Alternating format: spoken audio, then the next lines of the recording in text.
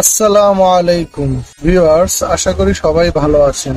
আজকে অফিস থেকে আসার পথে হঠাৎ করে চোখ পড়লো লিচুর দোকানের দিকে। যেহেতু এই বছর কোনো লিচু খাওয়া হয়নি, তাই বাইকটা লিচুর দোকানের সামনে নিয়ে থামালাম। থামানোর পর যখন লিচুর দাম জিজ্ঞাসা করতে যাব, আমি জিজ্ঞাসা করার আগেই লিচুর দোকানদার বলে উঠলো, মামা 320 টাকা করে শ।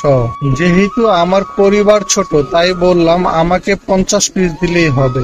লিচুর দোকানদার বলল, মামা নেন, 50 পিস 160 টাকা রাখা যাবে। এই কথা বলেই দোকানদার 50 পিস লিচু একটা ব্যাগের ভিতর ভরে দিল।